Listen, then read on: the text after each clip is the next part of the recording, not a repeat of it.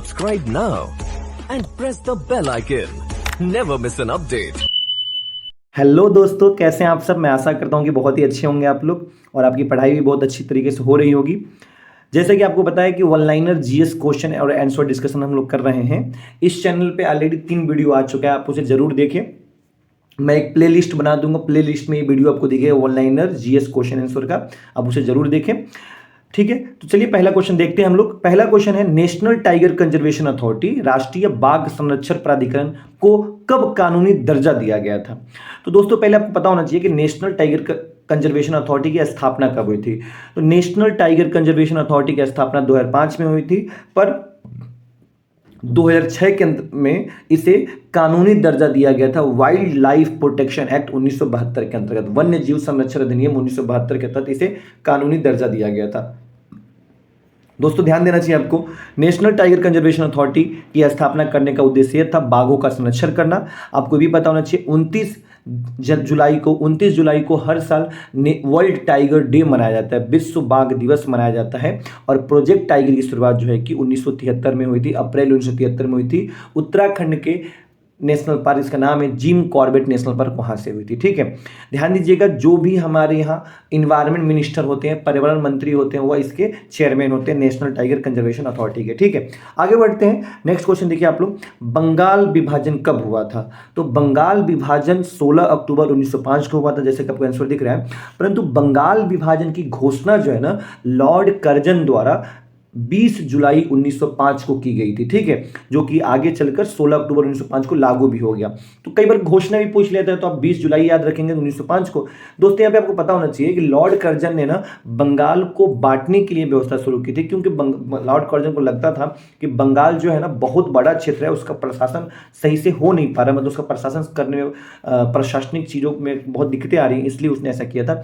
पर ऐसा बताया जाता है कि उसके पीछे कारण यह था कि भारत में हिंदू मुसलमानों को आपस में लड़ाकर मतलब फूट डालो और राज करो की नीति अपनाना था बेसिकली। ठीक है दोस्तों, आपको ये भी पता होना चाहिए कि जब बंगाल विभाजन की घोषणा 20 जुलाई 1905 को हुई थी, तो ठीक एक महीना या कह सकते हैं कि कुछ दिन बाद 7 अगस्त 1905 को जो है कि स्वदेशी या बहिष्कार आंदोलन की शुरुआत भारत में हुई थी। स्वदेशी या बहिष्कार आंदोलन की शुरुआत करने का मुख्य उद्देश्य यह था कि बंगाल विभाजन को रोकना था, बंगाल विभाजन को रोकना था। ठीक है, ये बात याद रखेंगे। ये भी याद रखेंगे कि 1905 में कांग्रेस का अधिवेशन जो है कि बनारस में हुआ था, जिसके अध्यक्ष थे गोपाल कृष्ण गोखले। और इसी अधिवेशन में जो है ना बंगाल विभाजन का जो है कि आलोचना किया गया था और स्वदेशी या बहिष्कार आंदोलन का समर्थन किया गया था। ठीक है, नेक्स्ट देखते हैं हम लोग क्वेश्चन, 3 विश्व कप जीतने वाले एकमात्र फुटबॉल खिलाड़ी कौन है। तो ध्यान दीजिएगा, यह है पेले। पेले ब्राजील के बहुत ही फेमस फुटबॉलर खिलाड़ी हैं। इनका भी हाल ही में 29 दिसंबर सन 2022 को डेथ हुआ था।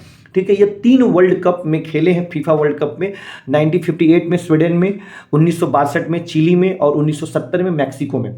यहाँ पे आपको ये भी जानना चाहिए कि फीफा का फुल फॉर्म क्या होता है। तो फीफा का फुल फॉर्म होता है इंटरनेशनल एसोसिएशन फुटबॉल फेडरेशन। इसकी स्थापना 1904 में हुई थी और इसका हेडक्वार्टर जो है ज्यूरिच स्विट्जरलैंड में है, ज्यूरिच स्विट्जरलैंड में है। दोस्तों आपको ये भी पता होना चाहिए कि 2022 में जो फीफा फुटबॉल कप था, इसका आयोजन कतर में हुआ था, जिसका विजेता जो है अर्जेंटीना था, किसको हराकर, फ्रांस को हराकर। 2026 में 4 साल बाद फीफा वर्ल्ड कप होगा में कनाडा और अमेरिका में। ठीक है, ये बात जरूर याद रखेंगे। आप मुझे कमेंट बॉक्स में कमेंट कीजिए कि 2028 में 2020 में ओलंपिक हुआ था ना, तो 2024 में ओलंपिक कहां होगा, मुझे कमेंट बॉक्स में कमेंट कीजिए। ठीक है, नेक्स्ट देखते हैं क्वेश्चन, भारतीय सहायता प्राप्त मांगदेछु विद्युत परियोजना किस देश में स्थित है। तो भूटान में है। दोस्तों आपको पता होना चाहिए भूटान में और भी कुछ परियोजनाएं जैसे कि चूखा, संकोच, ताता, ये तीनों जो है कि विद्युत परियोजनाएं हैं जो कि भारत के सपोर्ट से ही यहाँ पे शुरू किया गया है। तो कृपया इसे जरूर याद रखें, बड़ा इंपॉर्टेंट क्वेश्चन बन जाता है। ठीक है, वैसे भी भूटान अपना जो है कि निग्बियोर कंट्री है।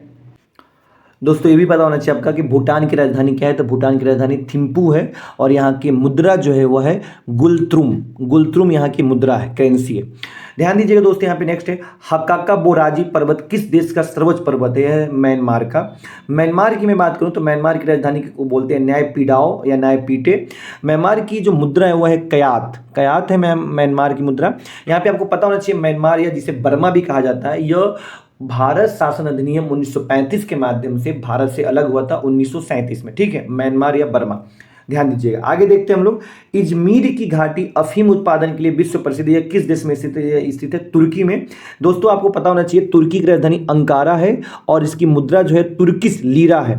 अभी आपको पता होना चाहिए तुर्की में काफ़ी भयानक भूकंप आया था जिसमें लगभग 10,000 से भी अधिक लोग मर चुके हैं। भारत ने NDRF की टीम भी भेजा है, नेशनल डिजास्टर मैनेजमेंट का टीम भी भेजा है। ठीक है, काफ़ी सपोर्ट करा है भारत। नेक्स्ट क्वेश्चन है 8 डिग्री चैनल स्थित है, तो 8 डिग्री चैनल स्थित है लक्षद्वीप का एक आइलैंड, इसका नाम है मिनिकॉय आइलैंड, और मालदीव के बीच में 8 डिग्री चैनल स्थित है। ठीक है, यहाँ पे आपको पता होना चाहिए 8 डिग्री चैनल क्या है। तो बेसिकली जो हमारे पृथ्वी है ना, पृथ्वी पे अक्षांश रेखाएं होती हैं।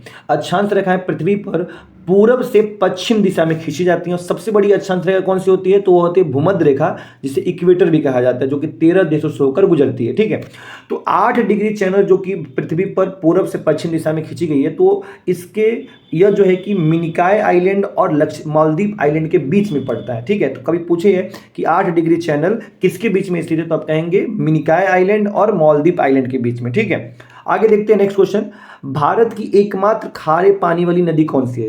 वैसे देखिए नदियों की जो पानी होती है वो खारे नहीं होती है, खारापन नहीं होती है, पर यह एकमात्र ऐसी इंडिया की नदी जिसका नाम है लूनी नदी, जो कि राजस्थान में बहती है, यह खारे पानी की नदी है। ठीक है, इसे जरूर याद रखेंगे आप लोग। नेक्स्ट क्वेश्चन है मंत्रिमंडल का उल्लेख संविधान के किस अनुच्छेद में किया गया है? तो दोस्तों मंत्रिमंडल जिसे कैबिनेट कहते हैं, इसका उल्लेख आर्टिकल 352 में किया गया है। ध्यान दीजिएगा, मूल संविधान में यह व्यवस्था नहीं थी, इसे 44वां संविधान संशोधन अधिनियम 1978 के माध्यम से 1978 के माध्यम से जो है कि इसे संविधान में जोड़ा गया। ठीक है, और ध्यान दीजिएगा कैबिनेट का मतलब ये होता है कि हमारे यहाँ जो प्रधानमंत्री होते हैं उनके साथ आप देखते हैं ना 20-22 मंत्री जो होते हैं, जैसे कि होम मिनिस्टर, डिफेंस मिनिस्टर हो गए, फाइनेंस मिनिस्टर, रेलवे मिनिस्टर, ये सभी जो मिनिस्टर होते हैं इन्हीं का एक कैबिनेट होता है, इसी को बोलते हैं कैबिनेट। ठीक है, वैसे आपको ये पता होना चाहिए कि भारत में जो है कि एक होती है मंत्री परिषद। ठीक है, मंत्री परिषद होती है जिसे काउंसिल ऑफ मिनिस्टर कहते हैं, और काउंसिल ऑफ मिनिस्टर के अंतर्गत ही जो है कि मंत्रिमंडल, राज्य मंत्री और जो है उप मंत्री आते हैं। ठीक है, नेक्स्ट बढ़ते हैं आगे, राष्ट्रपति की क्षमादान शक्ति का उल्लेख किस अनुच्छेद में किया गया है? तो अनुच्छेद 72 में जो है कि राष्ट्रपति की क्षमादान शक्तियों का उल्लेख किया गया है।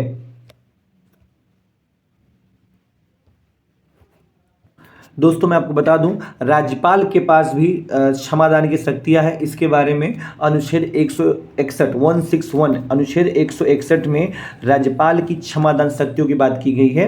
पर आपको ये पता होना चाहिए कि राष्ट्रपति ही किसी को मृत्यु दंड की माफ़ी दे सकता है, क्षमा दे सकता है, राज्यपाल नहीं दे सकता है। ठीक है, पर अगर कोई पूछे कि किस अनुच्छेद में बताया गया है राज्यपाल की क्षमादान शक्तियों के बारे में, तो आप कहेंगे अनुच्छेद 161 में, माफ़ कीजिएगा अनुच्छेद 161 में। ठीक है, अनुच्छेद 161 में। ठीक है, 161 में। आगे देखते हैं, भारत का महान्यायवादी की नियुक्ति कौन करता है? तो राष्ट्रपति करता है। अनुच्छेद 76 में यह बात बताई गई है कि भारत का जो सुप्रीम लॉ ऑफिसर होता है, विधि अधिकारी होता है, भारत का सर्वोच्च विधि अधिकारी होता है, वो भारत का महान्यायवादी होता है। इसकी नियुक्ति राष्ट्रपति द्वारा की जाती है अनुच्छेद 76 के अंतर्गत। ठीक है, जो कि भारत सरकार को भारत की किसी भी कोर्ट में भारत को रिप्रेजेंट करता है। ठीक है, भारत का महान्यायवादी, अटॉर्नी जनरल ऑफ इंडिया। ध्यान देंगे, नेक्स्ट क्वेश्चन है, विश्व में कितने टाइम जोन है? तो भारत विश्व में जो है 24 टाइम जोन है। दोस्तों आपको पता होना चाहिए कि पूरे पृथ्वी पर ग्लोब में 360 डिग्री या 360 जो है देशांतर रेखाएं होती हैं। ठीक है, तो अगर हम देशांतर रेखाओं को 360 को अगर भाग दे 15 से, तो जो है कि 24 टाइम जोन निकलेंगे, मतलब कि 15 डिग्री में 1 घंटे का समय का अंतर होता है। ये बात आपको याद होना चाहिए। ठीक है, तो विश्व में जो है कि लगभग 24 टाइम जोन है। मैं आपको बता दूं कि मानक समय अलग होता है और टाइम जोन अलग होते हैं। पेट के एग्जाम जो भी हुआ था उसमें पूछा भी था कि विश्व में कितने टाइम जोन होते हैं, आपको याद होना चाहिए 24 टाइम जोन है। ठीक है, दोस्तों आप लोग को वीडियो अच्छा लगता है तो चैनल को सब्सक्राइब कीजिए, अपने दोस्तों से इस वीडियो को शेयर कीजिए और लाइक भी जरूर कीजिएगा, ठीक है, और अपना सुझाव भी जरूर दीजिए, ठीक है। नेक्स्ट देखते हैं, क्वेश्चन है संपूर्ण पृथ्वी पर रात और दिन बराबर होता है कब कब? तो ध्यान दीजिएगा दोस्तों, 21 मार्च और 23 सितंबर को संपूर्ण पृथ्वी पर दिन और रात बराबर होता है। ऐसा क्यों होता है? तो क्योंकि 21 मार्च को सूर्य की रोशनी सीधे भूमध्य रेखा में पड़ती है, तब दिन और रात बराबर होता है, और ठीक 6 महीना बाद 23 सितंबर को भी सूर्य की रोशनी सीधे भूमध्य रेखा में पड़ती है, भूमध्य या इक्वेटर में पड़ती है, तो दिन और रात बराबर होती है। नेक्स्ट है, कौन सी भूकंपीय तरंग ठोस तरल और गैस तीनों माध्यम में संचरण कर सकती है? तो यह पी वेव। जब भी कहीं भूकंप आता है तो पहला वेव निकलता है, उसका नाम है पी वेव, ठीक है। यह जो है कि साउंड वेव की तरह होता है, यह सॉलिड लिक्विड गैस तीनों माध्यम में मूवमेंट कर सकता है। इसके बाद से आता है सॉलिड वेव, जिसे यस वेव कहते हैं। उसके बाद तीसरा होता है यल वेव। यल वेव को सरफेस वेव भी कहा जाता है। सबसे ज्यादा डेंजरस कोई अगर भूकंप में निकलने वाली तरंग है तो है यल वेव, ठीक है। नेक्स्ट देखते हैं, भारत का मानक समय कितने राज्यों से होकर गुजरता है? तो भारत का मानक समय जो है कि 5 राज्यों से होकर गुजरता है। ध्यान दीजिएगा दोस्तों, 82.5 डिग्री देशांतर रेखा को भारत का मानक समय माना गया है, जो कि लंदन में स्थित ग्रीनविच रेखा से 5.5 घंटा आगे होता है, ठीक है। अगर आपका इस समय जो भी टाइम हो रहा है इंडिया में ना, उसमें 5.5 घंटा घटा लेंगे तो लंदन का टाइम निकल जाएगा, ठीक है। तो जैसे कि 5 राज्यों का नाम देख सकते हैं, यूपी है, एमपी है, छत्तीसगढ़ है, उड़ीसा और आंध्र प्रदेश। इन 5 राज्यों से ही जो है कि भारत का मानक समय होकर गुजरता है, ठीक है। आगे देखते हैं, मुंबई और ठाणे शहर किस द्वीप पर स्थित है? इसका आंसर होगा सालसेट आइलैंड पे स्थित है। मतलब कि ये बड़ा इंटरेस्टिंग क्वेश्चन है, आप भी शायद नहीं जानते होंगे कि जो आपका मुंबई और ठाणे शहर है ना, यह सालसेट आइलैंड पे स्थित है, ठीक है, और दुनिया का सबसे घनी आबादी वाला आइलैंड है सालसेट आइलैंड। नेक्स्ट, उमियाम झील किस राज्य में स्थित है? इसे 12 पानी झील भी कहा जाता है। तो यह है मेघालय में। मेघालय, आपको पता है कि मेघालय पूरे दुनिया में सबसे ज्यादा बरसात होती है, ठीक है। नेक्स्ट है, भारत में सर्वाधिक वर्षा किस मानसून में होता है, मानसून से होता है? तो भारत में जून महीने में जो है कि केरल में दक्षिण पश्चिम मानसून जो है कि हिंद महासागर से प्रवेश करता है, और इसी मानसून से पूरे भारत में सबसे ज़्यादा बरसात होती है। आपको ये भी पता होना चाहिए कि तमिलनाडु में नवंबर, दिसंबर या जनवरी महीने में लौटते हुए मानसून से या उत्तर पूर्व मानसून से बरसात होती है, और जो है कि हमारे यहाँ ठंड के मौसम में, उत्तर भारत में ठंड के मौसम में पश्चिमी विक्षोभ, वेस्टर्न डिस्टर्बेंस के माध्यम से जो है कि बरसात होती है। वेस्टर्न डिस्टर्बेंस जो है कि भूमध्य रेखा से, मतलब वो हवाएं जो होती हैं ओरिजिनेट होती हैं, मतलब वहां से वो आती हैं, ठीक है। नेक्स्ट है, किस पंचवर्षीय योजना में गरीबी हटाओ का नारा दिया गया था? तो 5वीं पंचवर्षीय योजना में, जो कि 1974 से 1978 तक चला था, हालांकि वो 1979 तक चलना चाहिए था उसे, पर वो मोरारजी देसाई जो है, जिसकी जनता पार्टी की सरकार थी, मोरारजी देसाई भारत के पीएम बने थे, वो 1 साल पहले ही इस पंचवर्षीय योजना को खत्म कर देते हैं। तो 5वीं पंचवर्षीय योजना में गरीबी हटाओ का नारा दिया गया था। दोस्तों आपको पता होना चाहिए कि 2 अक्टूबर 1975 को भारत में रीजनल रूरल बैंक की भी स्थापना की गई थी। इसी पंचवर्षीय योजना के माध्यम से रीजनल रूरल बैंक, जिसे हम क्षेत्रीय ग्रामीण बैंक कहते हैं, भारत का पहला क्षेत्रीय ग्रामीण बैंक था, जिसकी स्थापना मुरादाबाद में हुई थी। इसका नाम था प्रथमा ग्रामीण बैंक, ठीक है। और उसको जो है कि सिंडिकेट बैंक ने उसको क्या किया था, स्पॉन्सर किया था। ये भी याद रखिएगा, जितने भी आरआरबी होते हैं, रीजनल रूरल बैंक होते हैं, उनमें 50% सेंट्रल गवर्नमेंट की हिस्सेदारी होती है, 35% जो है कि स्पॉन्सर बैंक की हिस्सेदारी होती है, और 15% जो है कि स्टेट गवर्नमेंट की हिस्सेदारी होती है। दोस्तों आपको वीडियो कैसा लगा मुझे कमेंट बॉक्स में जरूर कमेंट करके बताइएगा, और अपने दोस्तों को शेयर कीजिए और चैनल को सब्सक्राइब कीजिए, ठीक है। और जो है कि खूब पढ़िए, मन लगा के पढ़िए और अपना ख्याल जरूर रखिए। ओके, धन्यवाद, थैंक यू।